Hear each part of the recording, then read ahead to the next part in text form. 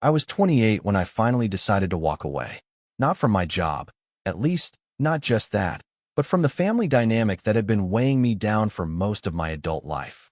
My name's Eric, and up until a few years ago, I was the classic oldest son trying to please everyone. Keep the peace, be the responsible one, show up for everyone else even when no one showed up for me. You know the type. I had a decent job at a mid-sized tech firm, nothing fancy, but solid pay, stable hours, and the illusion of growth. The kind of place that dangles a promotion just far enough to keep you loyal, while slowly draining the life out of you. And I might have stayed there, kept grinding, kept playing their game, if it weren't for one conversation that flipped everything. But before I get there, I should talk about my family. Because if you really want to understand why that moment mattered so much, you need to understand where I came from. I grew up in a family where appearances meant everything. My dad was a small-town lawyer, sharp suit, polished shoes, always had a firm handshake and a story to tell. My mom was the type to host book club meetings with wine that cost more than our weekly groceries, just to keep up appearances with her friends. And then there was my younger brother, Derek, golden boy, family favorite, and professional gaslighter in a varsity jacket. Derek was 3 years younger than me, but from the moment he hit high school, the world revolved around him. Straight A's, captain of the football team, early acceptance into a top-tier college. Meanwhile, I was the quiet kid with average grades and a knack for fixing things that no one ever noticed. When I got my first job offer out of college, my parents barely acknowledged it. But when Derek got an internship at some startup with an edgy name and a ping-pong table in the lobby, my mom threw a dinner party. It wasn't outright cruelty, not at first. Just little things. My dad introducing Derek to his colleagues as the real star of the family. My mom brushing off my job as something Eric's doing until he finds his path. Derek calling me boring responsible Eric, like it was some kind of affectionate insult. I laughed it off for years.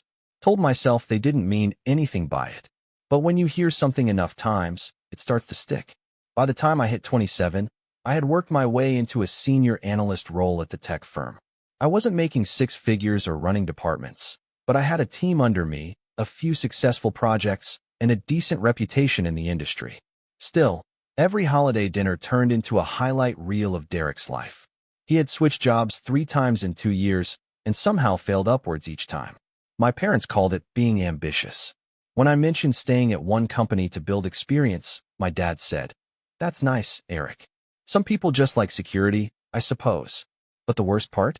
They always made me feel like I was ungrateful if I ever brought any of it up. "You're too sensitive. We're just proud of both our boys in different ways. Don't be jealous of your brother's success." I wasn't jealous. I just wanted to be seen, to be heard. The final crack came last Thanksgiving. We were all at my parents' house, me, Derek, his new girlfriend, some influencer with a 3-word name, and our parents. I had just wrapped up a big product launch at work, something that took months of planning and had landed us a new long-term client. I was proud of it, actually proud. So I mentioned it during dinner, casually, thinking maybe it'd lead to something other than silence. But instead, Derek put down his fork and said, "Wow, so you finally did something impressive at that little desk job of yours." He laughed. So did his girlfriend. I looked at my parents, expecting, I don't know, something. A glance, a scold. Maybe a "that wasn't nice, Derek." But my mom just reached for the wine and said, "Oh, he's just teasing." And my dad? He gave me this half smile and said, "Well, maybe now you'll get that raise you've been hoping for." I didn't say anything for the rest of dinner. I couldn't. Something in me just snapped. It was like I saw the last 20 years of my life in a flash. All the times I stayed quiet, played it safe, let them walk over me while convincing myself I was taking the high road. That night, I sat in my childhood bedroom, staring at the ceiling, feeling this weird mix of anger and shame. I wasn't even mad at Derek, not really. He was who he was. I was mad at myself for allowing it, for shrinking so they'd be comfortable, for thinking that if I just worked hard enough, they'd eventually respect me. 2 weeks later, I got an offer from a competitor. A director-level position. Higher pay, better title, more autonomy. I didn't even apply. They'd heard about my work from the launch and reached out. For the first time in years, I didn't hesitate. I said yes. The next morning, I walked into my boss's office to give my 2 weeks' notice. He was a decent guy, but a little too used to people sticking around for scraps. When I told him I was leaving, he actually laughed. "You'll regret this," he said, leaning back in his chair. "You'll never find something better." I didn't even respond. I just smiled, shook his hand, and walked out. 2 weeks later, I was onboarding at the new company. But the real story didn't start until a few months later, when the dust settled, when I started showing up to industry events with a title that turned heads, when people who used to ignore my emails were now asking for coffee meetings. I felt like I had stepped into an alternate version of my life, one where I was finally allowed to take up space. And then I got the invite. A tech conference, big-name speakers, company booths, networking dinners. I was scheduled to speak on a panel about product innovation. It was a huge opportunity. I was prepping for it in the green room when I saw the attendee list.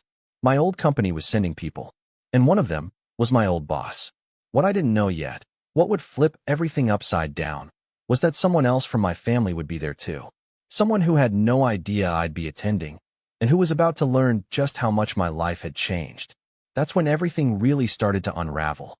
But I'll get to that. Because before the conference, before the confrontation, before the revenge that would leave my entire family stunned, there was one last dinner. And at that dinner, someone crossed a line they could never uncross. 2 weeks before the conference, I flew home for my mom's birthday. I almost didn't. Things had been weird since Thanksgiving, and I hadn't exactly kept in touch. But she called, said she missed me, said she wanted the whole family together for one night. No drama, she promised. Just dinner, Eric. I should have known better. From the moment I walked in, it was like I had stepped back into the role they'd assigned me years ago. Quiet Eric. The afterthought. Derek and his girlfriend Ashley. Yes, that was her name. I finally remembered. Were already there, sitting on the couch and scrolling through photos on her phone. My dad was pouring drinks, and my mom was fussing over the table. I brought flowers. No one noticed. Dinner started with champagne. Derek had just closed on a condo, apparently. I don't know how, since he switched jobs again, and I was fairly certain he was still bouncing between marketing gigs like they were seasonal hobbies. But there he was, bragging about how it was in a historic district, how he got in early, how his boss said he was the most visionary hire they'd had. His boss, by the way, was 2 years younger than me. My parents were glowing. My mom kept touching his shoulder like he'd just cured cancer. My dad raised his glass. To Derek, the pride of the family. I didn't even touch mine. Halfway through the meal, Derek turned to me with a smirk. "So, Eric, how's the little analyst job going?" I paused. "I don't work there anymore." That got their attention. My mom looked up, fork halfway to her mouth. "What? When did that happen?" 3 months ago. I took a director role at Silver Point Tech. I'm heading a new product division. Silence. Silver Point, for context, was the rising star in the industry, and the biggest threat to my old firm, the one I had just left. My dad blinked. Derek looked like I had spoken in another language. My mom's voice was clipped. "You didn't tell us." "No," I said. "I didn't." "Well, congratulations," she said, but the tone was all wrong. Polite. Flat. Like I had just announced I'd won a scratch-off ticket, not landed a career-changing job. Derek snorted into his glass. "Director?" he said, dragging the word out. "Wow, didn't know you were into titles now. Next thing you'll tell us you've got a private jet." I smiled thinly. "Not yet, but I do fly business class now." It was petty, I'll admit that, but it felt good. For about 5 seconds. Until my mom cut in. "You know, Eric, that's not really appropriate. No need to make this into a competition. Derek's worked very hard, too." I stared at her. I didn't say he hadn't. But the mood had shifted. My dad was already changing the subject, asking Ashley about her brand partnerships. Derek went right back into brag mode, talking about the condo again, how the ceilings were vaulted and how the neighborhood had artisan butchers and a wine co-op. I excused myself to the kitchen to help clear the plates. Not because I wanted to, but because I needed to breathe. And that's when I saw it. On the fridge, held up by a novelty magnet, was a printed invitation. A formal one. To the Tech Lead Summit in San Diego. With Derek's name on it. I stared at it for a long time. Not because he was going, but because I recognized the invitation. I had received the exact same one. The same font, same logo, same colors. Only my name had been listed as a speaker. Derek's was listed under guest. That's when I realized. He was going too. To the conference. To my conference. I took a photo of it when no one was looking. Just in case. The rest of the night blurred. I barely spoke. Every time Derek laughed, it grated on my nerves.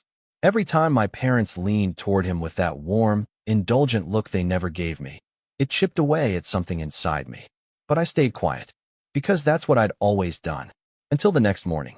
I woke up early, packed my things, and came downstairs to find my mom making coffee. She didn't say good morning. Just, "Are you really not staying for brunch?" "I have a meeting tomorrow," I said. "I need to prep." She nodded, then looked at me over the rim of her mug. "Eric, I hope you're not holding a grudge about last night. Your brother's just excitable." "I'm not mad about last night." "Good.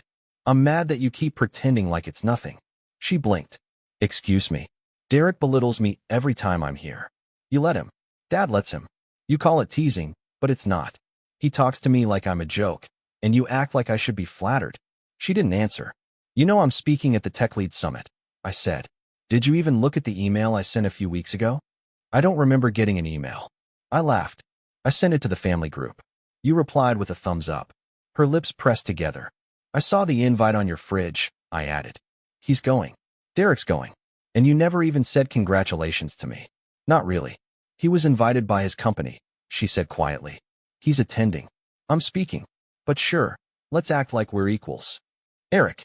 "No, Mom. I'm tired of this. I worked my ass off to get where I am. No one handed it to me. And I'm done pretending that your silence doesn't hurt." There was a long pause.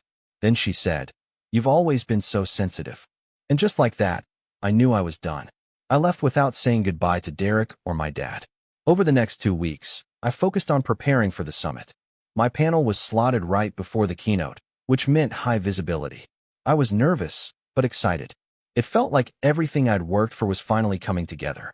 My boss had even hinted that, if it went well, I might be offered a larger team, maybe even a full department by Q3. 2 days before the conference, I got a LinkedIn notification. Derek Whitmore has updated his profile. I clicked out of habit and froze. He had added a new line under speaking engagements.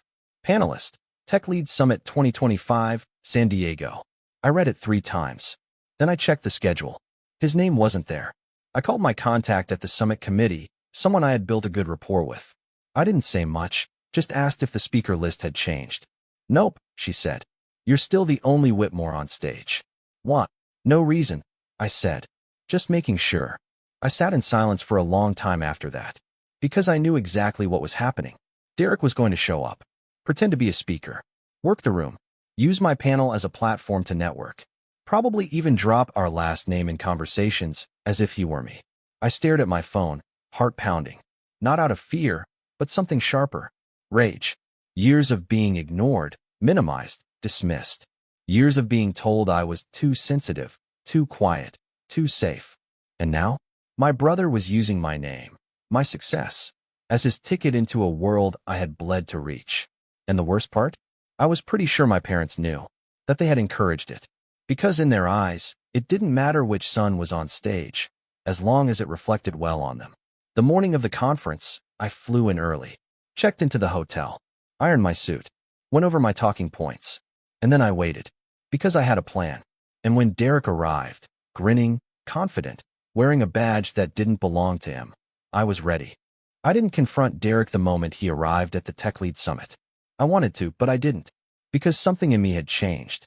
Years ago, I would have cornered him in the lobby, demanded he explain himself, maybe even walked away before the panel out of sheer frustration. But I wasn't that person anymore. Instead, I watched. He walked in wearing a navy blazer a size too tight, slicked back hair, and his signature smirk. Ashley trailed behind him, snapping selfies in front of every sponsor banner. Derek's badge hung confidently from a blue lanyard around his neck. I knew instantly that it wasn't his. The name said David Williams, but the picture had been replaced. Poor David, whoever he was, probably had no idea his face had been torn off a badge by someone who considered Photoshop a personality trait. Derek spotted me from across the exhibit floor. He waved like we were old pals. I gave a slight nod and turned back to the conversation I was having. He didn't approach. Not yet. The hours leading up to my panel passed in a blur. I met other speakers, went over logistics with the event staff, double-checked my slides. Everyone was buzzing about the audience size, 400 people in the room, not to mention the live stream to thousands of attendees who couldn't travel. It was the kind of opportunity that could change a career. And yet, my stomach was in knots. Not from nerves. Well, not entirely. It was the knowledge that Derek was somewhere out there, pretending to be part of something he hadn't earned. And worse, that my own family probably saw nothing wrong with it. I gave my talk. I nailed it. I spoke about innovation cycles, cross-functional collaboration, scaling niche products. But I also told a story, mine. I didn't name names, but I talked about working in a place where I was underestimated. About the pressure of being the quiet one in a family of loud voices. About learning to find power in stillness and value in substance over noise. People applauded. A few even stood. I stepped off that stage feeling like I had just shed the last layer of the skin I used to wear. The version of me who stayed quiet, who waited to be noticed, who sought approval from people who never planned to give it. Then came the moment I hadn't planned for. I was at the networking mixer later that evening, sipping club soda and talking to a recruiter from a massive firm, when Derek slithered up beside me. "There he is," he said, clapping a hand on my back like we were teammates. "The star of the show." I turned. "You shouldn't be here." He raised an eyebrow. "Relax. I'm just networking." "Using someone else's badge?" He grinned. "It's a conference, Eric. Everyone stretches the truth a little." "That's not true stretching," I said. "That's fraud." He rolled his eyes. "You're being dramatic." I stepped back. "Don't follow me around. Don't attach yourself to my name. And when people ask what you do, maybe try telling the truth for once." He laughed. "You really think they care? You think any of these people are going to remember the difference between us?" "I do," I said. "And I think that's enough." He opened his mouth to say something else, but I walked away. I didn't see him for the rest of the evening. And then, just like that, it was over. I flew home the next morning and returned to my routine. My job, my team, my goals. But something felt off. At first, it was subtle. A sudden quiet from my parents. Calls that went unanswered. Messages that got polite one-word replies. Then, the silence turned into something louder. One Saturday, I opened Facebook and saw a photo my mom had posted. Derek, standing on a stage at what looked like a small community tech event. The caption read, "So proud of our son for sharing his insights as a keynote speaker this weekend. A rising star." I didn't comment. I didn't like it. Instead, I messaged her privately. "Why are you pretending Derek is some industry expert?" She replied, "He's doing amazing things, Eric. You should be happy for him." I asked, "Are you ever going to be proud of me?" No reply. That was the moment I truly hit bottom. Not because of Derek. Not because of some lie he told on a fake badge. But because I realized the thing I'd been chasing my whole life, validation from my family, was never going to come. They had chosen who they wanted to believe in. And it wasn't me. I didn't leave my apartment that weekend. I sat with the weight of it, the finality of knowing that no matter how far I climbed, no matter what I accomplished, I would always be the footnote in someone else's story to them. I felt hollow, like my success didn't count if they didn't care. But somewhere in that silence, something else began to form. A new question. What if their pride wasn't the point anymore? What if I stopped measuring myself with a ruler they never meant to hand me in the first place? On Monday, I walked into the office early. Earlier than usual. My manager caught me in the hallway and smiled. "That panel was phenomenal, Eric," she said. "I've been hearing about it nonstop." "Thanks. We've been talking upstairs," she continued. "And we want to expand the pilot project you've been leading. Double the scope. Full team under you." I blinked. "Really? Really?" she said. "You've proven yourself." For once, I didn't doubt it. I didn't ask, "Are you sure?" Or "Do you think I'm ready?" I just nodded and said, "I'd love to." And I meant it. The next few months were a blur of progress. I hired new staff, held strategy meetings, led initiatives that got noticed by upper leadership. The internal newsletter featured our project 3 times in 2 months. Recruiters started messaging me weekly. I felt unstoppable. But more than that, I felt seen. Not by my parents, not by Derek, but by the people who mattered now, my team, my peers, the colleagues who had watched me rise from quiet analyst to director with a voice. I started mentoring junior employees. I spoke at 2 more conferences. I was invited onto a podcast to talk about product strategy and leadership in fast-scaling companies. And slowly, the hollow part inside me started to fill, not with validation, but with clarity. I realized that I didn't need revenge to feel whole. But that didn't mean I wasn't going to get it. Because just when I thought I had moved on, a package arrived at my office. No return address. Inside was a glossy, printed brochure, Derek's new consulting firm, complete with a stock photo headshot, a list of exaggerated achievements, and, my favorite part, a quote that read, "Helping clients unlock innovation through real industry experience." He had listed the Tech Lead Summit under his credentials again. Only this time, he claimed he was a featured guest speaker. I nearly laughed. But what really caught my attention was the back of the brochure. A list of companies he claimed to have collaborated with. And one of them was mine. My company. That's when I knew it was time. Not to prove anything to my parents. Not to win some imaginary competition. But to draw a line. Because Derek had finally crossed into my world. And this time, he dragged my name with him. So I did what I do best. I started planning. Quietly. Strategically. No emotion. No confrontation. Just a well-timed series of moves that would show everyone, not just Derek, but the people he was trying to impress, exactly what happened when you built your success on someone else's shoulders. I wasn't looking for payback anymore. I was looking for truth. And the truth was about to come out. I stared at that glossy brochure like it was a mirror into the past. The photo of Derek, chin tilted up, arms crossed like some corporate messiah. The list of buzzwords, disruptive innovation, thought leadership, scaling frameworks, words I use daily in my line of work, now butchered into empty jargon on a mailer he probably handed out like business cards at hotels. The claims he made were bold. Too bold. One line stood out more than the rest. Former keynote speaker at Tech Lead Summit and product strategist for Silver Point Tech. My company. My title. My work. This wasn't some little white lie to get into a mixer. Derek was using my career like a prop. And worse, he was using my company's name to land his so-called clients. If I did nothing, it could reflect poorly on me. It could look like I endorsed him. That was the moment I felt the shift again. Not just anger, but something colder, more focused. The difference between rage and resolve. I opened my laptop. First thing I did was take a screenshot of every page in the brochure. Then I checked the website listed on the back. Of course, it was filled with half-baked blog posts, inflated testimonials, and stock photos of handshakes. One blog post titled "The Power of Silent Leadership" was eerily familiar. Too familiar, because it was a paraphrased version of a talk I had given at the Tech Lead Summit. He'd plagiarized me, not even subtly. I cross-referenced the timestamps. My video had gone up 2 weeks before his blog post had been published. Same bullet points, same story structure, even the same phrasing in places. I was done, but I wasn't going to call him out in a text or family dinner. That never worked. No, I wanted something cleaner, smarter, something that left no room for denial, and something that, for once, he wouldn't see coming. So I started with the legal route. I pulled in Marlene, one of the sharpest in-house counsels at Silver Point. I'd only worked with her once before on a vendor contract, but I remembered how she dissected a licensing agreement like a surgeon. I scheduled a private meeting, laid everything out, screenshots, URLs, the brochure. She listened silently, flipping through the pages, her expression unreadable. When I finished, she looked up and said, "This is bad. You think he's actually gotten business out of this?"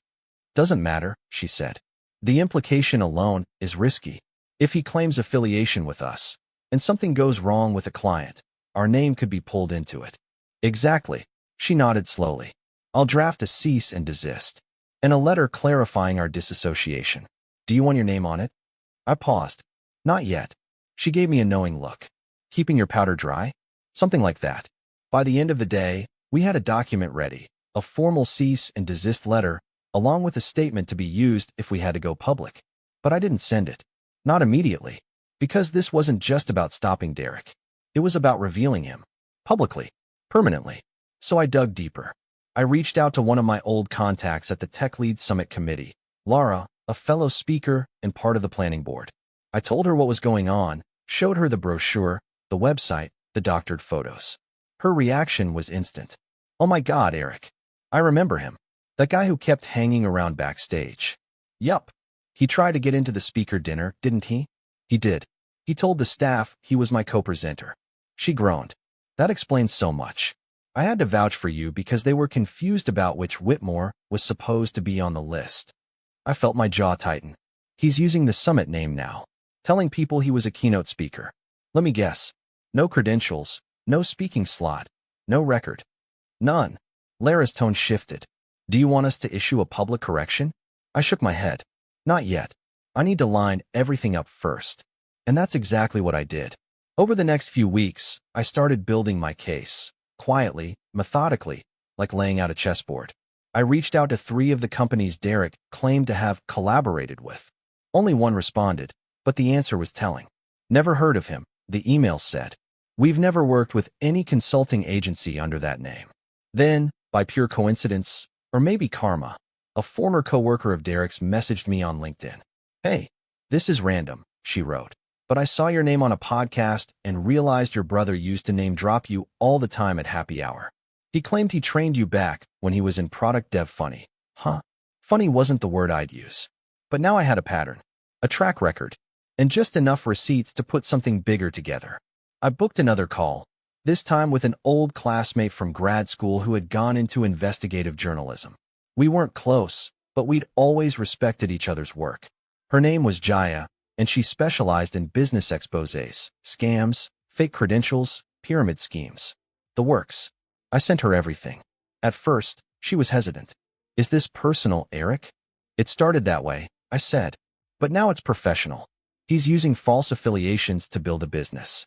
He's naming real companies, misrepresenting public events, plagiarizing intellectual property. She asked for 2 days. I gave her 4. When she called me back, she was breathless. I found more.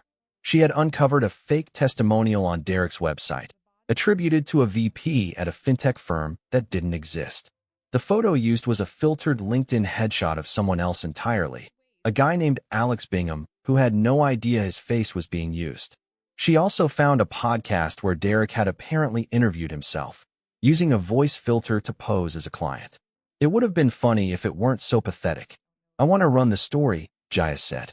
A light piece, nothing defamatory. Just enough to raise questions. Can you time it? She paused. Time it for what? I need 3 weeks, I said. There's an event coming. And there was. Another tech conference, smaller, more regional, but still respectable.